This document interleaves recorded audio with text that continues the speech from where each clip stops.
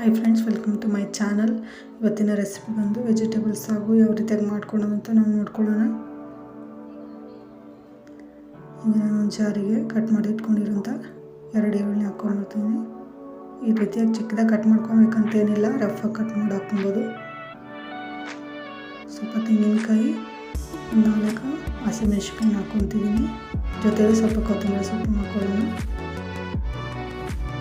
ನಂತರ ಇದಕ್ಕೆ ಸ್ವಲ್ಪ ಕಡಲೆ ಹಾಕೊಳ್ಳೋಣ.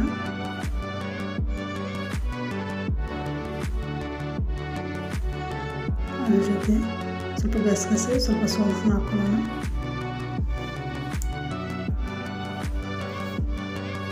ಜೊತೆಗೆ ಚಕ್ಕೆ, ಲವಂಗನ ಹಾಕೊಳ್ಳೋಣ. ಸ್ವಲ್ಪ ಶುಂಠಿ ಬೆಳ್ಳುಳ್ಳಿ ಪೇಸ್ಟ್ ಹಾಕೊಳ್ಳೋಣ. ಶುಂಠಿ ಬೆಳ್ಳುಳ್ಳಿ ಪೇಸ್ಟ್ ಇಲ್ಲಾಂದರೆ ಶುಂಠಿನ ಬೆಳ್ಳುಳ್ಳಿ ನಾವು ಹಾಕ್ಕೊಬೋದು. ನಾವು ನೀರು ಹಾಕ್ಕೊಂಡ್ಬಿಟ್ಟು ಪೇಸ್ಟ್ ಮಾಡ್ಕೊಳ್ಳೋಣ. ಈಗ ನಾವು ಕುಕ್ಕರ್ ಇಟ್ಬಿಟ್ಟು ಕುಕ್ಕರ್ ಕಾದ ನಂತರ ಎಣ್ಣೆ ಹಾಕ್ಕೊಳ್ಳೋಣ.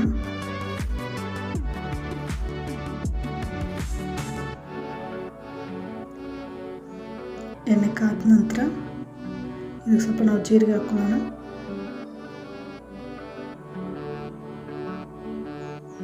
ಜೊತೆಗೆ ಕಟ್ ಮಾಡಿ ಇಟ್ಕೊಂಡಿರೋಂಥ ಒಂದು 3 ಹಸಿಮೆಣಸಿನಕಾಯಿನ ಹಾಕ್ಕೊಳ್ಳೋಣ. ಸ್ವಲ್ಪ ಕರಿಬೇವಿನ ಸೊಪ್ಪು ಹಾಕ್ಕೊಳ್ಳೋಣ.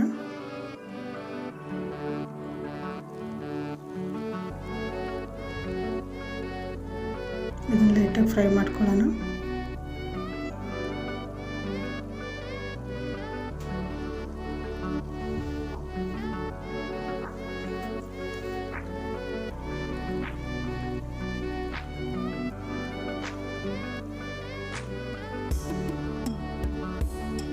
ಇದಕ್ಕೆ ನಾನು ಇವಾಗ ಕಟ್ ಮಾಡಿ ಇಟ್ಕೊಂಡಿರೋಂಥ ವೆಜಿಟೇಬಲ್ಸ್ನ ಹಾಕ್ಕೊತಿದ್ದೀನಿ. ಬೀನ್ಸ್ನ ಹಾಕ್ಕೊತಿದ್ದೀನಿ. ಜೊತೆಗೆ ಬೀಟ್ರೂಟು ಹಾಕ್ಕೊತಿದ್ದೀನಿ.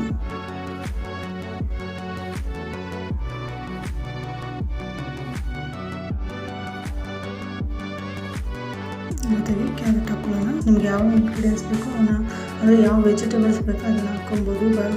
ಆಲೂಗೆಡ್ಡೆ, ಬಟಾಣಿ ಎಲ್ಲನೂ ಹಾಕ್ಕೊತಾರೆ. ನನ್ನ ಹತ್ರ ಇವಾಗ ಬೀಟ್ರೂಟು, ಕ್ಯಾರೆಟ್ ಇರೋದಕ್ಕೆ ಹಾಕ್ಕೊತಿದ್ದೀನಿ. ಜೊತೆಗೆ ಒಂದು ಟೊಮೆಟೊ ಕಟ್ ಮಾಡಿ ಹಾಕ್ಕೊಂಡು ಅದಕ್ಕೆ ಉಪ್ಪು ಹಾಕ್ಕೊಂಡು ಇದನ್ನು ಚೆನ್ನಾಗಿ ಫ್ರೈ ಮಾಡ್ಕೊಳ್ಳೋಣ.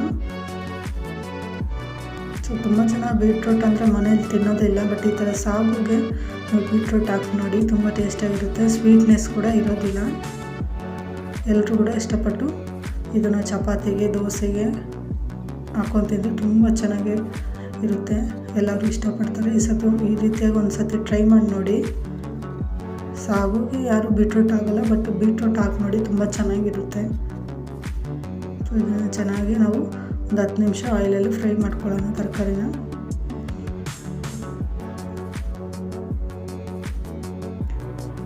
ನೋಡಿ, ನಾನು ಈ ಥರ ಫ್ರೈ ಮಾಡ್ಕೊಂಡಾದ್ಮೇಲೆ ನಾವು ಮಿಕ್ಸಿಗೆ ಮಾಡ್ಕೊಂಡ್ವಲ್ಲ, ಮಿಕ್ಸಿಗೆ ಹಾಕಿರೋಂಥ ಪೇಸ್ಟ್ ಇದಕ್ಕೆ ಆ್ಯಡ್ ಮಾಡ್ಕೊಳ್ಳೋಣ. ಜೊತೆಗೆ ಮಿಕ್ಸಿ ಜಾರಿಗೆ ಸ್ವಲ್ಪ ನೀರು ಹಾಕಿ ಅದನ್ನು ಸಹ ಹಾಕ್ಕೊಳ್ಳೋಣ.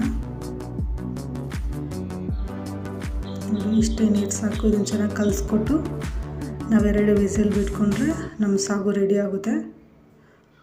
ಸಾಗು ಅಂದರೆ ಸ್ವಲ್ಪ ಗಟ್ಟಿಯಾಗಿ ಇರಬೇಕು, ಅದಕ್ಕೆ ಜಾಸ್ತಿ ನೀರು ಹಾಕೊಳ್ಳೋ ಅವಶ್ಯಕತೆ ಇಲ್ಲ. ಇದನ್ನು ಚೆನ್ನಾಗಿ ಕಲಿಸ್ಕೊಟ್ಟು ನಾವು ಮುಚ್ಚಿಟ್ಟು 2 ವಿಸಿಲ್ನ ಬಿಡೋಣ.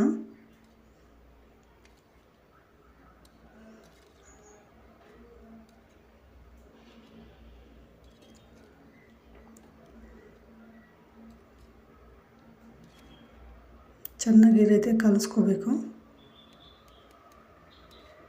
ನಾವು ಮುಚ್ಚಿಟ್ಟು 2 ವಿಸಿಲ್ನ ಬಿಡೋಣ. ನೋಡಿ, 2 ವಿಸಿಲ್ನ ಬಿಟ್ಟಿದ್ದೀನಿ. ಯಾವ ರೀತಿಯಾಗಿ ಆಗಿದೆ ಅಂತ ನೋಡಿ. ಈ ಥರ ಥಿಕ್ನೆಸ್ ಆಗಿದ್ದರೆ ಸಾಕು.